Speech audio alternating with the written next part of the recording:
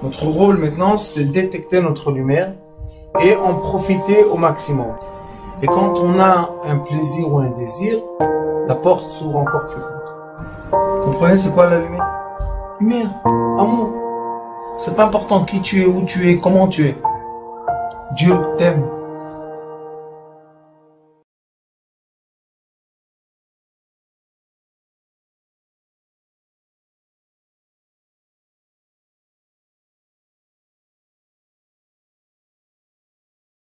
Nous avons dans cette paracha un grand secret. Le secret de la paracha est la façon dans laquelle on doit agir dans ce monde matière pour réussir à dépasser des caps. Nous avons des fois des missions impossibles, et je rigole pas du tout. La vie des fois nous impose des choses qui sont tout simplement impossibles à passer. Et comment on fait? Dans cette paracha, mon cher Rabbeinu va envoyer les Meraglim, qui sont les espions. Explorateurs, mais ce sont des espions. Et ces Meraglim-là, qu'on veuille ou pas, avant il est écrit que la terre d'Israël était envoûtée. Tout était plein d'Avodazara. Tout. La question est, où tu les envoies? Dans quoi tu les envoies? Je vais faire une petite parenthèse et je vais vous raconter que dans la police, dans l'armée, dans les États, il y a aussi ce même problème. On envoie une personne espionnée, d'accord? On l'envoie espionner quelque part. Et du coup, la personne, qu'est-ce qu'elle fait? On dit que c'est un traître. Ça dit quoi un traître? Tu l'as mis dans un réseau impossible, la preuve que tu l'as envoyé en espion, sinon tu l'aurais envoyé en ambassadeur. Alors pourquoi tu l'as envoyé en espion? Toute la vie, il doit se cacher. Il doit changer son apparence, son nom, sa langue, tout. Et tout le temps, ce monsieur doit avoir peur que peut-être quelqu'un le dévoile. Dévoiler quoi? C'est toi qui sais que tu es un espion.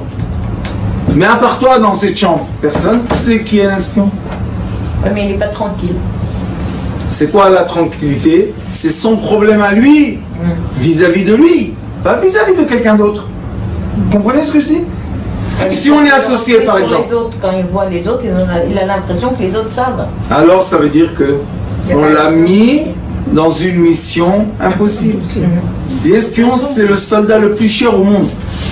Vous ne comprenez pas combien d'argent est investi tous les jours pour garder et protéger les espions. Mais un espion, à la fin, c'est quelqu'un qui tourne son identité. Alors maintenant, on va se poser une question. Est-ce que l'espionnage est une mission possible ou impossible? Quelle réponse? Impossible. Parce que si ton cœur est pour un certain drapeau, de toutes les couleurs des Nations Unies, et ton cerveau est contre un autre drapeau des Nations Unies, l'être humain est divisé en deux. D'un côté, on va l'appeler l'héros, de l'autre côté, on va le dire c'est un lâche. Pourquoi un lâche? Parce qu'il va nous trahir à nous. Et à la fin, les espions se sont créés un peuple. De quoi? De doubles espions, ça s'appelle. Il y a la corruption, quoi. Ce sont les doubles espions. Ils sont obligés de se protéger. Ils sont obligés de se protéger de l'autre côté d'un drapeau et de l'autre drapeau. Quelle vie! Quelle vie affreuse! Et qu'est-ce qu'on fait pour passer de quoi? De rythme. Nous aussi, dans notre vie, nous avons des moments les mêmes. On va à la banque, on a besoin de 10 000 shekels. Quelles histoires qu'on raconte. Ouh, mon oncle, j'ai un oncle, j'ai une tante, j'ai truc, j'ai un travail, je gagne de l'argent. Et les 10 000 shekels, quand ils rentrent dans le compte, après 20 secondes, hop, ils disparaissent. Alors où il est l'affaire que tu as dit que tu vas monter avec l'argent qui n'existe pas? Et tout ça, c'est de l'espionnage. C'est quoi l'espionnage? L'espionnage, c'est Piv Velibo et Nam Shavim. La vérité que tu as dans ton cœur et la vérité que tu as sur ta langue ne sont pas les mêmes vérités. Et les sages nous ont dit que le degré élevé d'un être humain, c'est qu'il dit ce qu'il ressent. Interdit, et c'est écrit dans le Torah, lo teshaker, interdit de mentir. Donc, quand on est, écoutez bien ce que je vous dis parce que c'est un déroulement magnifique de la vie. Quand on est jeune et on rentre dans certains systèmes et on est obligé de raconter de certaines histoires pour réussir à faire de certaines missions, et d'un côté on est excellent, d'un autre côté on est des menteurs, cette vie moderne qui nous oblige, je vais vous donner une chose, je demande pardon de tout le monde avant de dire ça, mais excusez-moi de le dire, mais Facebook, c'est face, c'est la face du mensonge. Totalement. Vous ne savez pas combien de millions, de dizaines de millions de gens tous les jours se déguisent sur Facebook. Oui, oui. Ils racontent des histoires imaginaires et les gens les croient, les suivent. Et vous savez tout seul, je ne dois pas vous dire, ça a été publié dans la presse, qu'il y a eu des gens qui sont venus voir le mannequin ou la mannequin et ils ont vu quelqu'un de très laid et ils ont une déception. Le monsieur lui a monté la tête pendant 1 an et l'amour folle et tout là-bas est parfait. Facebook. Mensonge. Baruch Hashem, j'ai eu la chance d'être dans un grand carrefour. Dans un grand carrefour. Des Français, des Israéliens, des religieux, des non-religieux, des indigos, des non-indigos, des femmes, des hommes, tout ce que vous voulez. C'est pour ça que, Baruch Hashem, je ne pense pas que je suis sage, sauf que j'ai l'écoute. J'entends les histoires des deux côtés. Et pour faire shalom, pour qu'on ait la paix, on est obligé d'entendre les deux côtés. L'être humain aussi a deux côtés. Il y a le côté émotionnel et le côté logique.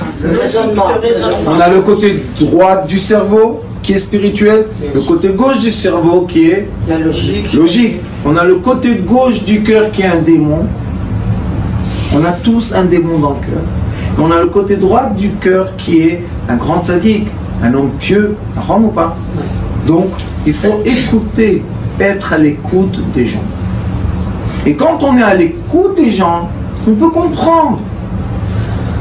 Je ne pense pas que vous pensez que si un espion russe, et on l'a attrapé en Israël, devient le chef de l'aviation dans l'armée, je ne pense pas que vous allez tous être très contents. Mais en Russie, il a bien réussi sa mission. Il est arrivé, il est devenu le chef de l'aviation en Israël. Les Russes sont contents ou pas? Et nous? Non. Pas tellement. Mais quand c'est à l'envers, quand un Israélien est réussi à devenir le chef d'état-major russe, et ils sont contents? Non. Et nous? Oui.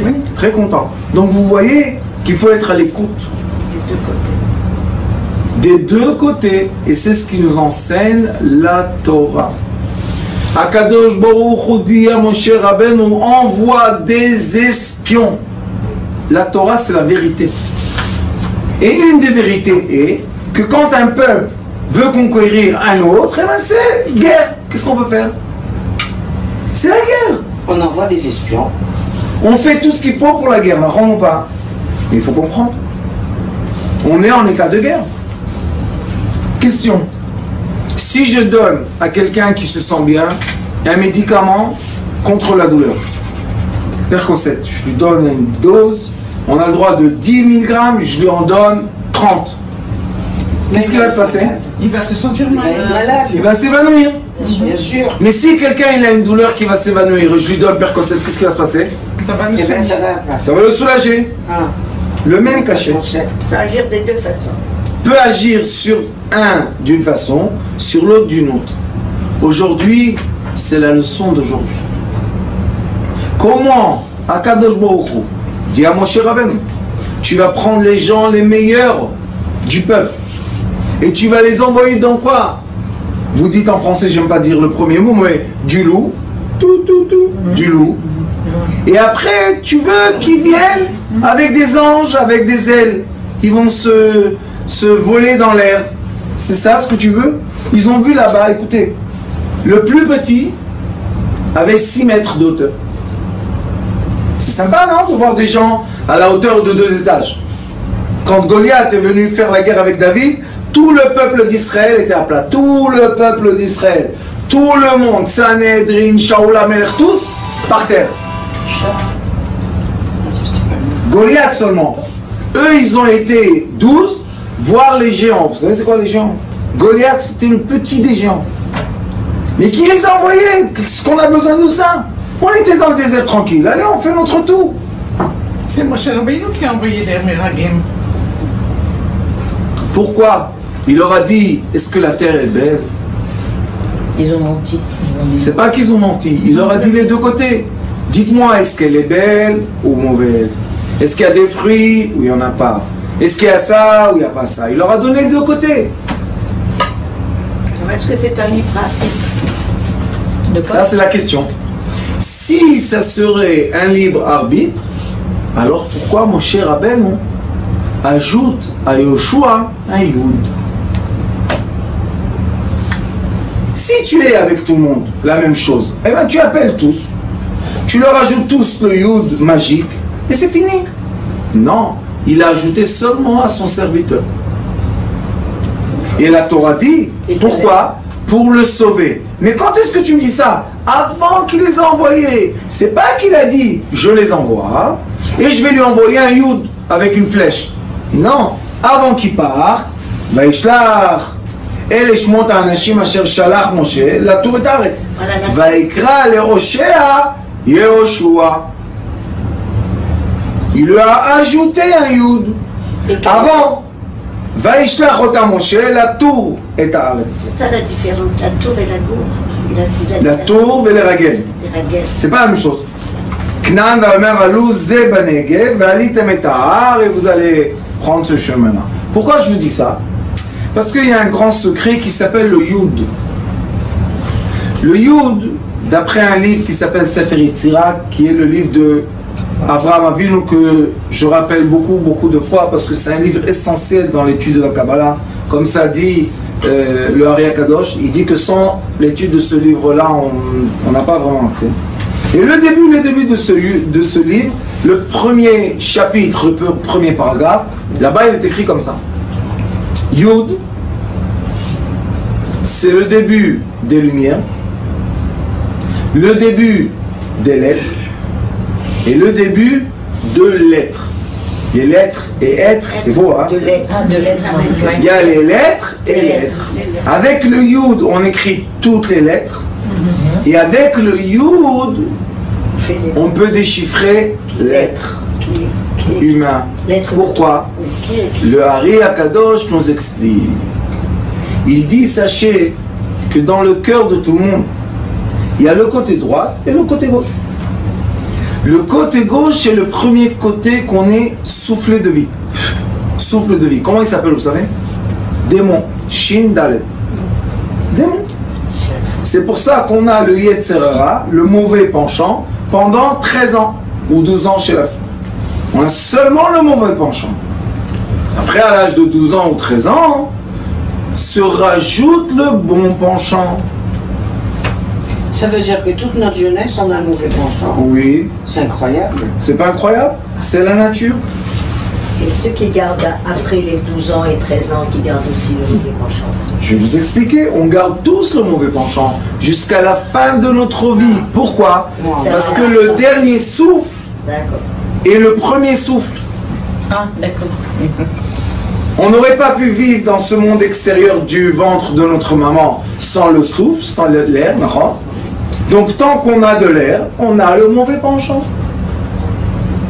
Mais l'air en hébreu, ça s'appelle avir. Et avir, c'est les lettres qui sont avant Chosher. Vous vous rappelez que je vous ai dit? Il y a l'obscurité, les lettres avant l'obscurité, c'est avir aussi. Et l'être humain, comme ça nous enseigne la Torah de la Kabbalah, le Sefer Tikkuné HaZohar, il dit, le mot avir, c'est lumière, yud. Or, lumière, Yud, le Yud. Et cette lettre-là de Yud, vous savez comment elle s'appelle? Le point. C'est un point. Quel point? Dans la lettre de Bereshit, le début de tout, il y a un B, Bet en hébreu. Il y a un petit point, là. Ce petit point, c'est le début de tout. Pourquoi? Parce que tout débute par un point et tout se finit par un point. Donc on a tous le mauvais penchant à gauche et le bon penchant à droite. La question est, comment on peut s'améliorer dans la vie? On veut être mieux. On ne veut pas être avec le mauvais penchant qui est beaucoup plus fort, et beaucoup plus âgé, et beaucoup plus puissant. Et on sait qu'est-ce qui fait faire les gens. Donc quel est le remède? Il y a malheureusement des religions entières dans le monde. Je ne parle pas de religion seulement ceux qui croient en Dieu, mais ceux qui croient en statut, en tout ce que vous voulez, qui disent aux gens, tu es mauvais, et le but de ta vie, c'est tuer le mal en toi. C'est aussi des psychologies, thérapies, psychothérapie, ce que vous voulez. Est-ce que je peux tuer le mal en moi?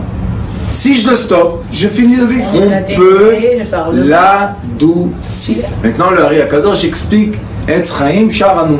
Il explique. Il dit que regarde, l'être humain a été créé de telle et telle et telle façon. Et la seule façon d'adoucir l'être humain, de lui permettre d'être au-delà de ses mesures et rajouter le Yud. Écoutez bien ce secret. Et où on le trouve? Écrit dans la paracha. Pourquoi? Parce que le démon en hébreu c'est Shin Dalet. Et le nom sacré qu'on met sur la mezouza qui garde les portes d'Israël, où toutes les portes, ça s'appelle Shin Dalet Yud. Shomer Daltot Israël. C'est une protection. Donc, est-ce que le mal, on doit le tuer? Non. Ceux qui essayent de tuer le mal, vous savez qu'est-ce qu'ils font? Ça devient les gens les plus affreux qu'il y a sur terre. Ils te disent, tu n'as pas le droit de ça, et tu n'as pas le droit de ça, et tu évites ça, et tu fais... Et ça devient des religions de quoi? De moines. Interdit, interdit, interdit, interdit. Ils te mettent tellement l'interdit qu'à la fin, ils te permettent des choses qui sont complètement tordues. Aujourd'hui, dans la paracha, il y a une solution. Vous savez comment elle s'appelle? Yud. Yud. Le Yud, il a 4 formes de vie. C'est le début de tout, c'est la fin de tout. Il existe dans tout et il est transparent dans tout. Il se manifeste, il ne se manifeste pas. C'est le début et c'est la fin. Donc il est dans tout ce qu'on appelle l'espace. Mais le Yud s'appelle Yud Chochma Keduma. Le Yud appartient au quoi? C'est Golta. Vous vous rappelez? Oui. Les 3 points élevés. Les gens indigos. Ce sont des gens qui peuvent avoir plusieurs personnalités des fois. Parce qu'ils essayent de contenter les gens qui sont autour d'eux. Et c'est pour ça que quand ils sont enfants, des fois ils sont terribles à l'école et des anges à la maison. Et des fois ce sont terribles à la maison et des anges à l'école. Et on ne comprend pas, c'est quoi cette double personnalité? Comment ils font?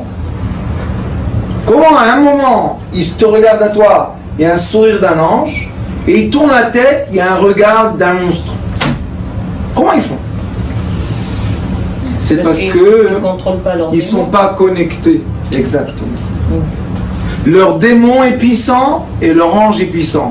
Mais ils n'arrivent pas à faire quoi? Ce qu'on fait nous, la plupart des gens, on est dans le milieu. On est un peu dans le mal, un peu dans le bien. C'est bien, ça va. C'est des moments... Mais eux, ce sont des caractères entiers. C'est dangereux. Ça a un rapport avec la schizophrénie. À la fin, de beaucoup de maladies psychologiques, c'est que les gens ont des problèmes, ils entendent des voix, ils voient des... Mais ça, les gens qui veulent approfondir dans ça, il faut venir à l'école, parce que j'enseigne les sens, et les sens, ce ne sont pas ce qu'on voit ou ce qu'on entend, c'est ce qu'on perçoit de ce qu'on a vu, ce qu'on perçoit de ce qu'on a entendu, ce qu'on perçoit de ce qu'on a senti, goûté et touché. C'est pareil que les bipolaires aussi. Bipolaire, c'est beaucoup de gens qui sont au début indigo Ouais. deviennent après bipolaires parce qu'ils n'arrivent pas, on les a pas connectés au Yud. C'est quoi bipolaire? Mais comment on peut les connecter? Bipolaire, c'est pas un c'est caractère mania dépressif. dépressif. Ou dépressif? Comment on peut les connecter au Yud? Oh. Maintenant, le Yud, il est encore une fois dans la paracha. Il est écrit ici, Ve'ata igdal nakoach Hashem kasher dibarta le'emor. Maintenant, on va agrandir la force. Comment on va multiplier la force? De façon miraculeuse, qui n'est pas tellement miraculeuse. Avec quoi? Avec les 13 attributs de Miséricorde. miséricorde. Le plus grand secret des plus grands secrets qui a été dévoilé dans la Torah est l'accès au monde qui s'appelle Yetzira, Yud. Le monde de la Asiya, Ain c'est Ra. Tout ce qui est démon est dans quoi? Dans le monde qui est le monde de l'action. Tout ce qui est Yud est dans le monde de Yetzira. Écrit noir sur blanc. Donc, qu'est-ce qu'on doit faire avec ces gens qui ont des personnalités tellement complexes, qui peuvent être à la fois ton ami et à la fois ton ennemi? Ces gens-là, c'est pas de la rigolade, hein? Vous savez, c'est quoi de vivre un moment je suis comme ça, un moment je suis un autre, juste pour vous angoisser un peu, pour vous mettre un peu la tension? Les gens qui trompent. Les gens Qui trompent leur femme. Les maris ou les femmes qui trompent leur mari. Qu'est-ce qu'il y a comme problème? Un moment, ils sont les deux dans la porte. Qu'est-ce qu'elle fait? Elle ouvre celle-là ou celle-là? Qu'est-ce qu'elle fait? Prendre dans la chambre, tac, et hop, elle lui va rentrer là. Action. Ça, c'est action, ça. Pour vivre ça, quelle personnalité tu dois avoir? Mais nous, au lieu de juger ces personnalités, parce que ce sont des gens très spéciaux, il faut apaiser les gens. Les juger, c'est trop facile. Tu es comme ça, tu es comme ça. Et toi aussi, tu es comme ça. Alors, on peut juger tout le monde. Apaise-les. Donne-leur de l'amour. La Torah nous dévoile. Tu sais comment tu vas lui mettre le Yud pour que son démon qui est tellement violent devienne un ange. Tu vas lui mettre les 13 attributs de miséricorde. Seulement avec l'amour que Moshe a eu pour Yoshua. Parce que imaginez-vous que Moshe n'aurait pas ajouté le Yud à Yoshua. Qu'est-ce qui serait passé avec Yoshua?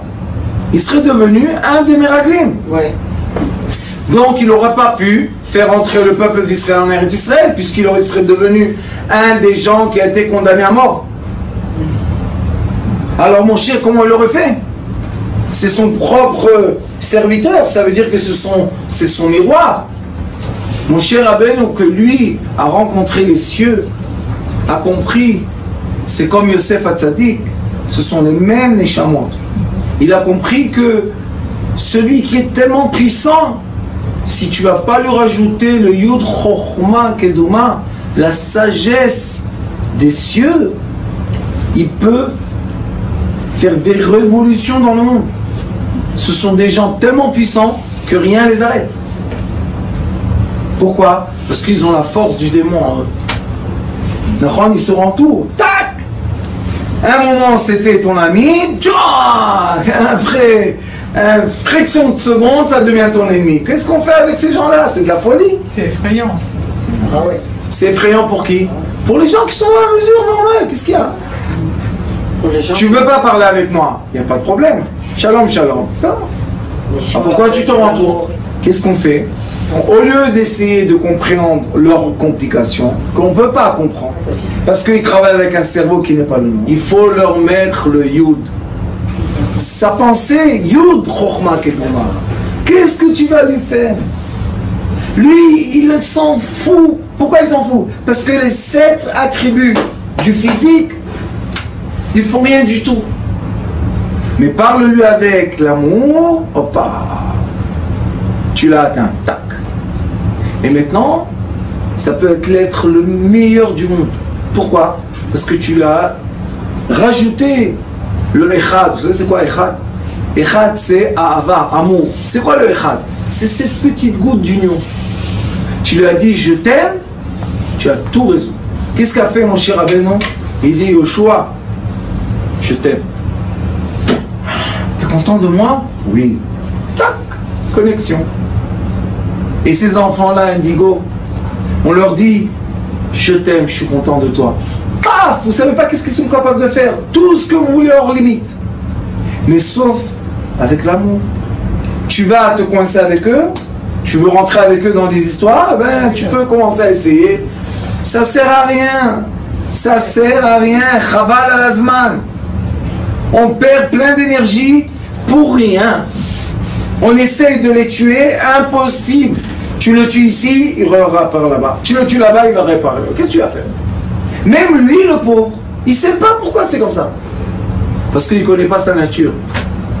On est né dans le degré des cieux. Mais c'est vrai qu'on vit dans quoi? Dans le degré matière. Et c'est pour ça qu'on est obligé de se comprendre. Et comprendre quoi? Le mode d'emploi. Et aujourd'hui, Baruch Hashem, qui a Internet sur le monde, et les gens ont accès au savoir. Tu vois un enfant qui a des comportements un peu hors limite, va voir, peut-être, il correspond à des enfants indigos. S'il correspond à un enfant indigo, eh ben, comporte-toi avec lui. Comment? C'est écrit. Avec de l'amour. L'amour. Par l'amour. C'est des enfants qui travaillent seulement avec une chose. Tu l'aimes, tu l'as. Tu l'aimes pas, c'est ton ennemi. De l'amour. Si tu n'es pas avec l'amour avec lui, c'est ton ennemi. Il peut t'ignorer. Vous connaissez les gens qui t'ignorent, mais complètement. Tu n'existes pas, tu te dis c'est pas possible. C'est indigo. Parce que les gens normaux ne peuvent pas ignorer comme ça.